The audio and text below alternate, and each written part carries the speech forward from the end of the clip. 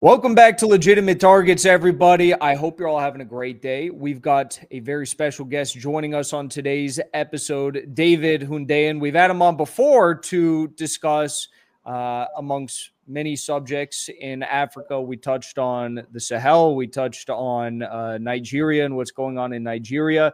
Today, we're also going to be discussing Nigeria because all of the Zionists, all of the pro-Ukraine people, all of the people cheerleading for a war against Iran and Venezuela right now, they're not content yet.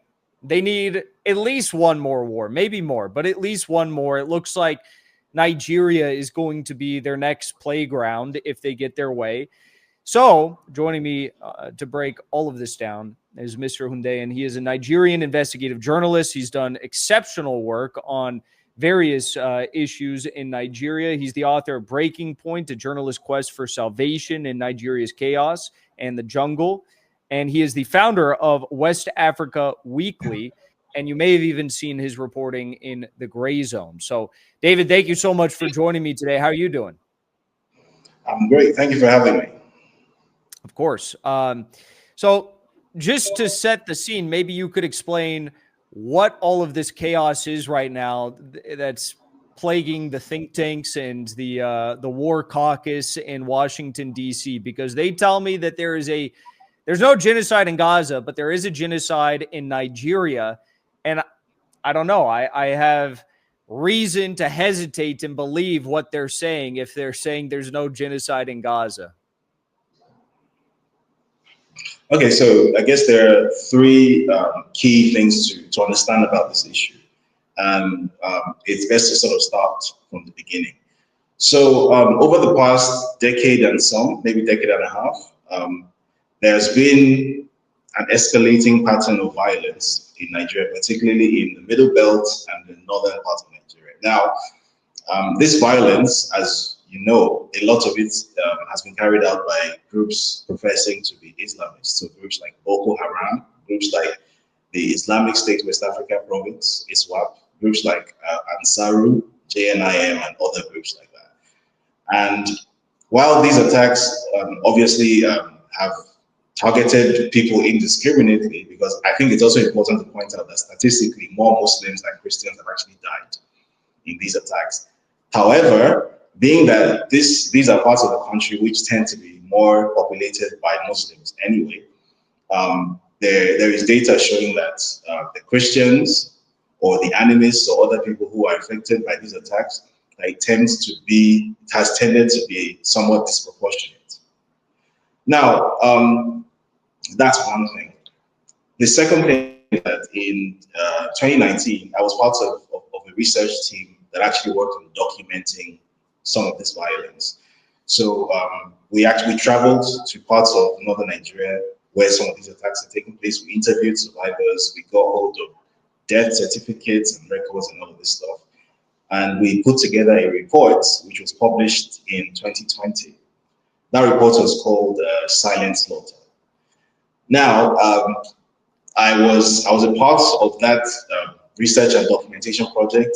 I didn't necessarily understand the geopolitical importance of that project or what that project was going to be used for.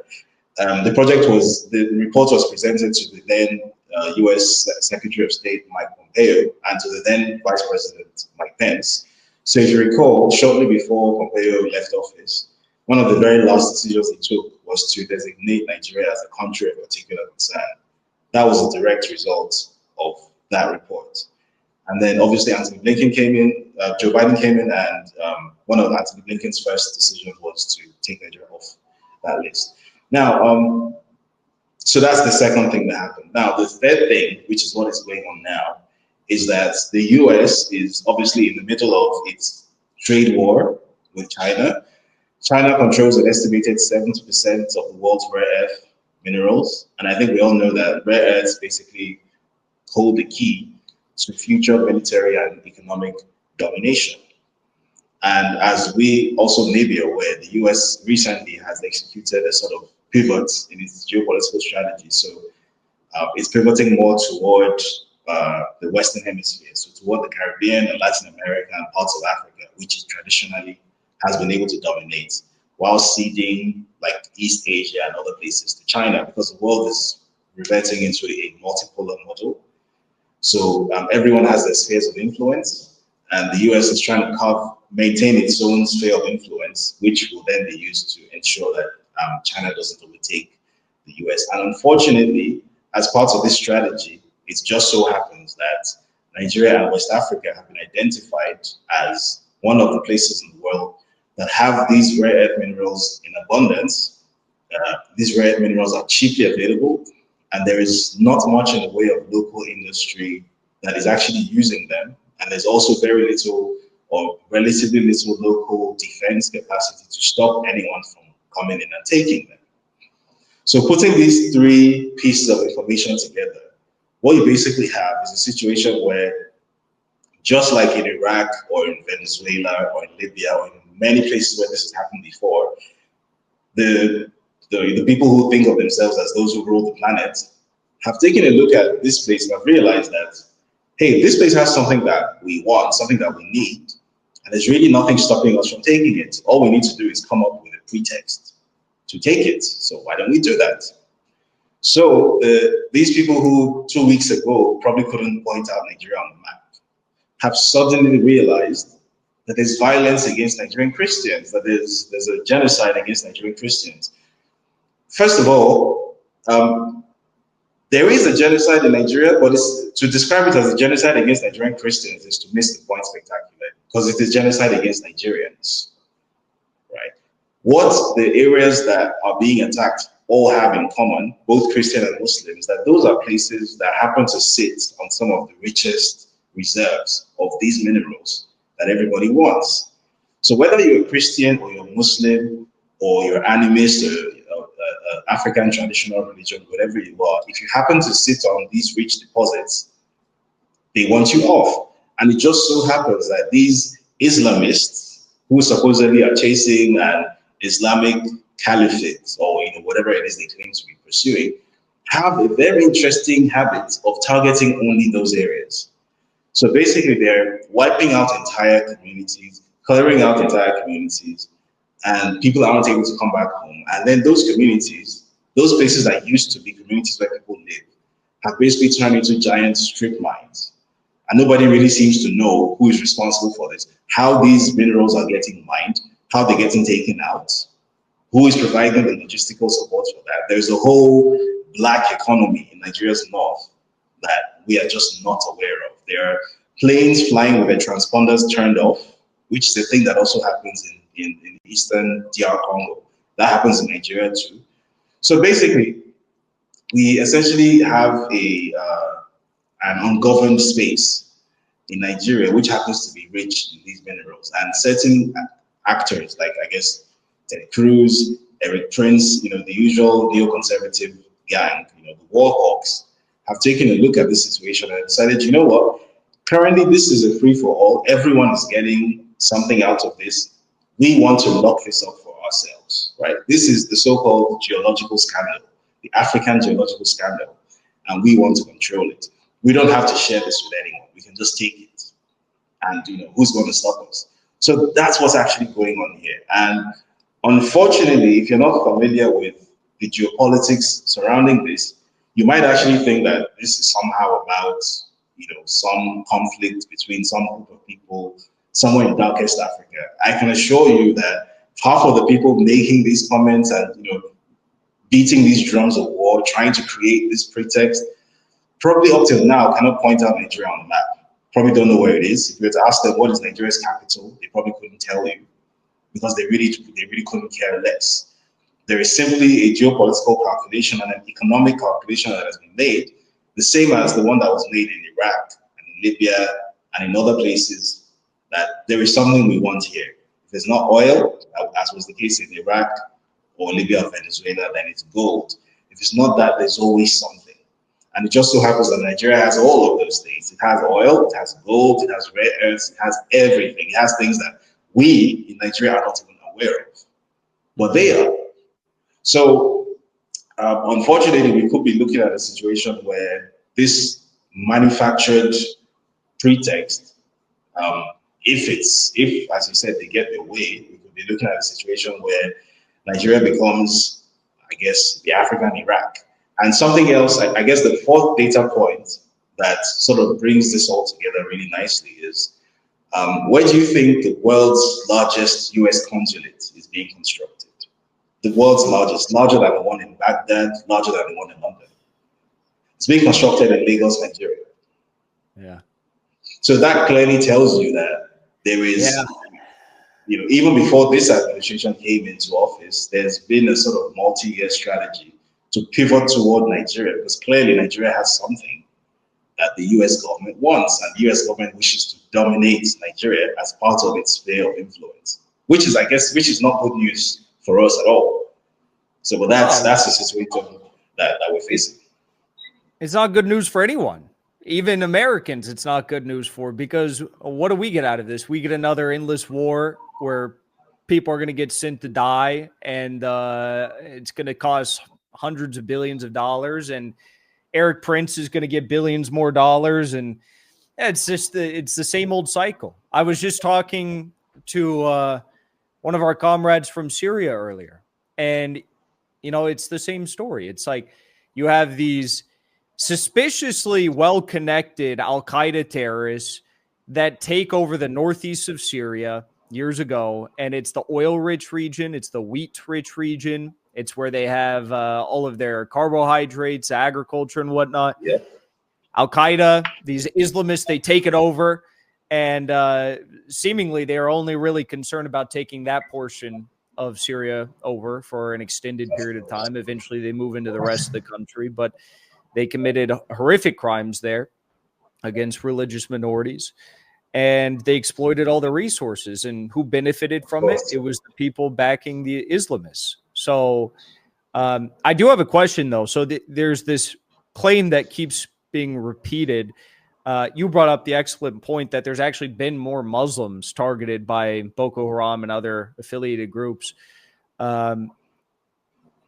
Disproportionately, Christians have been targeted. You mentioned they keep putting out the number 7,000 Christians genocided. Now, they don't give us any sort of time frame as to when this alleged 7,000 Christians have been killed. I've seen some videos of attacks purporting to show Christian churches being stormed, presumably by these Islamist extremists. But do you have any exact figures? Do we have any exact figures on how many people are being killed by these extremists and over what period of time? Well, first of all, this that number, I think 7,000 Christians a day, is completely pulled out of someone's backside. There's no backing for it whatsoever. And I can say this with some authority because I actually worked on the documentation project where we didn't sort of comprehensively document all Christians who had died, but based on what we had, we were able to extrapolate that over the course of, I think this report covered 10 years. I think over the course of 10 years, it was estimated that as many as, I think it was 20 something thousand Christians, I think it was, according to the report. I stand to be corrected, so feel free to fact check this, but that was what was projected by the report, which, don't get me wrong, is still way too many, and that is an incomprehensible human tragedy, and that is something that illustrates the incredible failure of the Nigerian government, and something definitely needs to be done. Something decisive definitely needs to be done about this, right? However, we have seen this before. We saw this with the so-called October 7 thing, where in the immediate aftermath, we started hearing, oh my God, all sorts of stories. Babies were being incinerated and all of those things. And then over the coming few months, we then got to find out that a lot of it was just entirely false. It just wasn't true.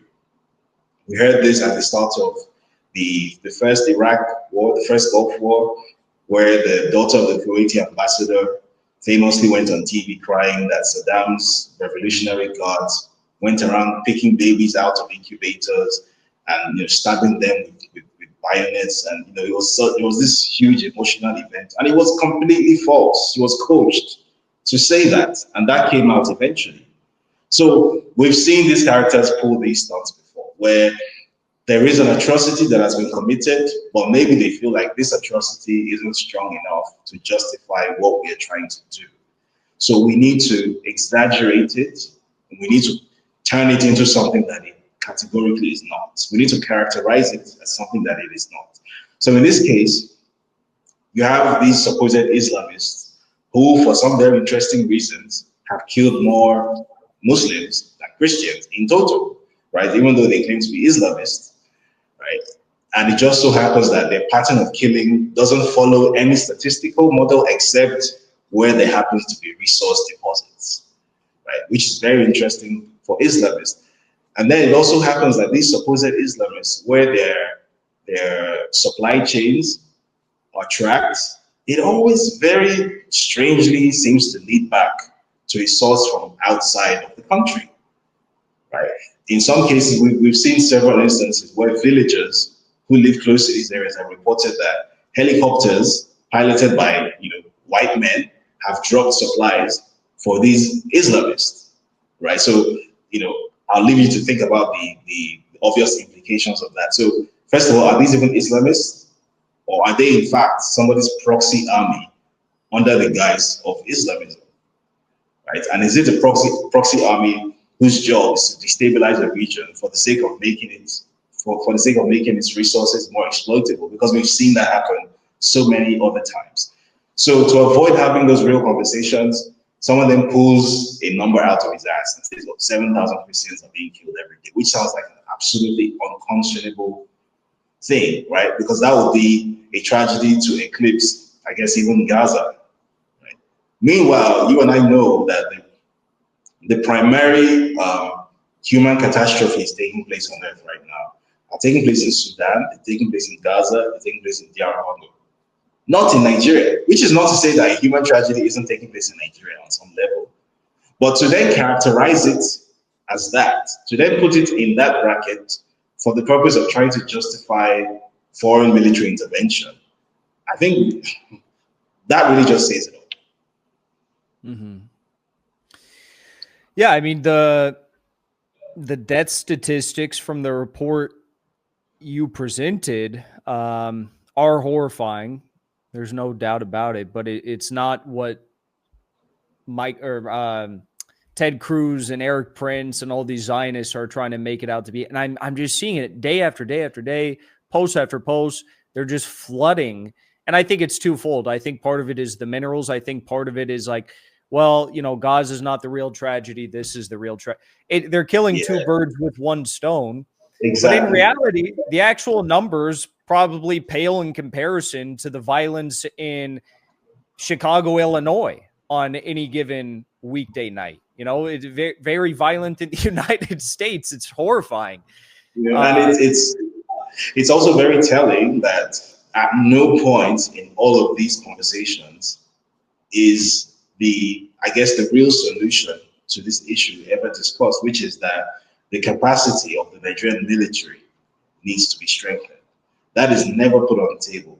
Instead, you have Eric Prince talking about flying in his private army to protect Christians who happen to sit on the resources that he and his friends want, right? Well, because meanwhile, sorry, go on. Sorry, go ahead.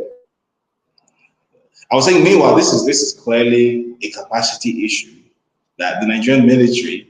Then, first of all, Nigeria is having its sovereignty violated by a non-state actor that has the ability to cause widespread devastation. So how can the solution to the country having its sovereignty violated be to have its sovereignty violated even further, right? No one is talking about equipping the Nigerian military to have the capacity that needs to be had. Very interestingly, when these patterns of like large-scale violence started to happen around 2013, 2014, the administration that was in power then in Nigeria actually tried to buy weapons. And the US government blocked sales of weapons to Nigeria under the so-called Leahy Law. The US government claimed that the human rights of the people who were presumed to be terrorists were being violated. The US government said that, and the US government not only refused to sell arms to Nigeria, the US government actually imposed a de facto arms embargo on Nigeria, preventing Nigeria from actually purchasing arms from the international market. So Nigeria was reduced to smuggling arms using the international black market, which is why, if you recall, well, you may not have come across this, but if you Google this, you'll see it. Sometime in 2014, a private jet was stopped in South Africa after having intelligence provided from Washington, obviously. And it was a bunch of arms and ammunition on board, and the jet was bound for Nigeria. Those are counterterrorism weapons being smuggled in by the Nigerian government because the US government was preventing the Nigerian government from accessing arms to fight terrorists. And eventually, when the Nigerian government found, I guess, a left field solution, hired mercenaries, South African mercenaries, the group was called the Executive Outcomes, run by a fellow you might know called Ibn Barlow.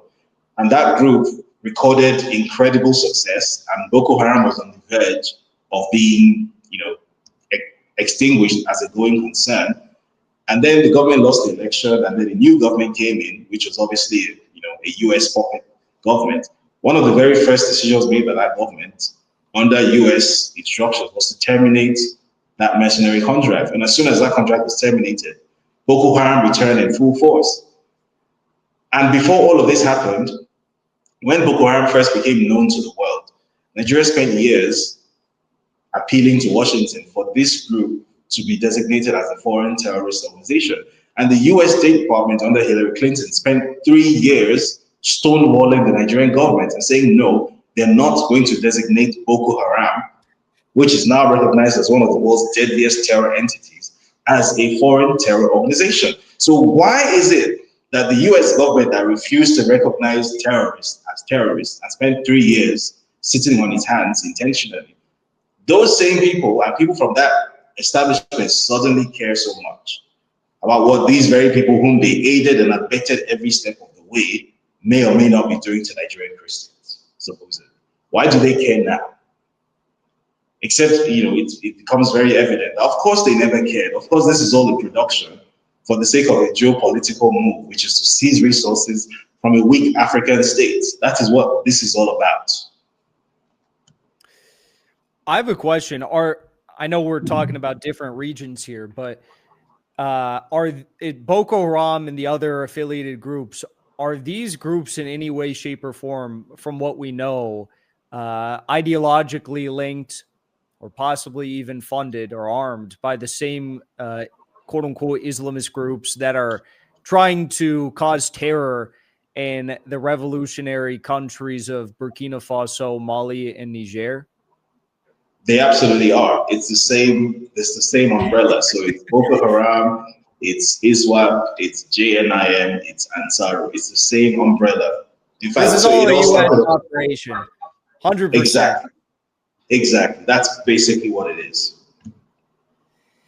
Well, it also explains why, because if Nigeria had a strong military, maybe you would have, one of these very young, charismatic, brave, strong leaders rise up and say, we don't want a U.S. Absolutely.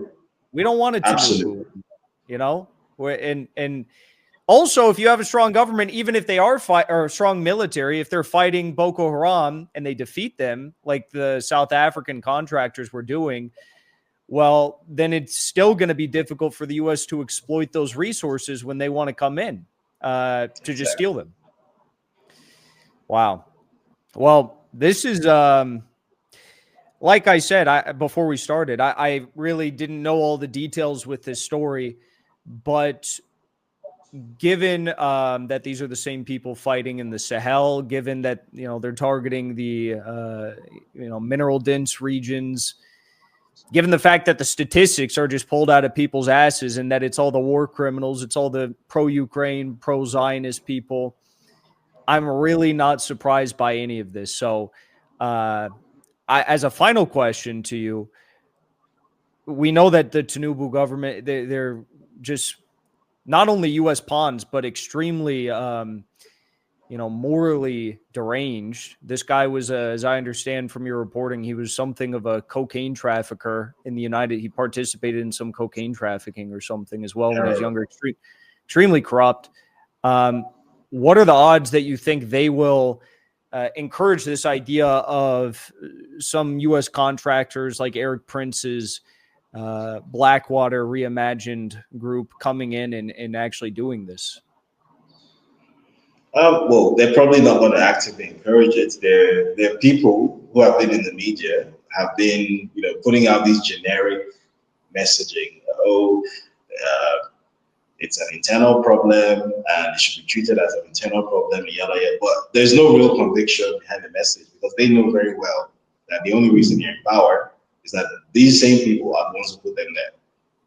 So there's no real teeth behind that messaging. It's just generic word salad. So I think what is more likely to happen is if the US or the people in charge of the US decide to activate the Venezuela strategy, which is basically tell a lie long enough and put real military muscle behind the lie, which is what they're currently doing because they're claiming that Venezuela is fighting it's using drugs as a weapon of war against them, and they're blowing up random Venezuelan boats, trying to provoke a reaction such that when the reaction happens, they will then carry out a full-scale invasion of Venezuela. So if that same strategy is what is going to be activated in Nigeria, I don't think a Tinubu government is going to be able to do anything about it. I think they're going to pretend that there's going to be some shadow boxing, but they're not really going to do anything about it because these are the same people keeping them in power. Without U.S. government support, Tinubu would not be president. He wouldn't have made it 3 months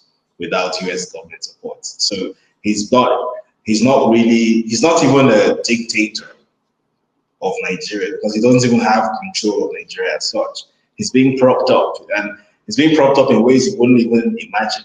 It's being propped up in ways like, for example, the presidential car, right, which historically has always been a Mercedes-Benz Maybach for decades. As soon as this guy became president, it became a Cadillac Escalade, which was flown in on a U.S. Air Force Hercules C-300. So you can see where I'm going with this, right? This guy, his very life is being protected by the CIA. So if they should so decide, there's really nothing he's going to do about it. So, I think it's actually up. If there's going to be any hope of stopping this sort of thing from happening, it has to come from the generality of Nigerians. There has to be widespread opposition to any such idea of foreign military deployment on Nigerian soil. Nigerians need to understand why that is a terrible idea, especially being that we're only 2 borders away from Libya, which obviously has had this experience before. That's what I hope people are going to clock finally. My hope is not is not with the Tinubu government. They're not going to be useful in any way. They never have been. They never will be. David Hundeyin, thank you so much. Excellent reporting and analysis as always. And Nigeria should be very, very, very lucky and thankful to have you as a voice representing their country, because the lies will never end and the attempts to exploit Africa will never end either. So thank you so much. I encourage everyone to follow what is your Twitter account again? If you could shout it out. It's my name. It's at David Hundeyin. Very good. And is there anywhere else people should check out to follow along to stay up to date with your reporting? So you can follow West Africa Weekly. You can also follow me on Instagram. It's also my name at David Hundeyin, where I post some of my visual reports. Very good. Thank you so much, brother. I appreciate it. Thank you for having me.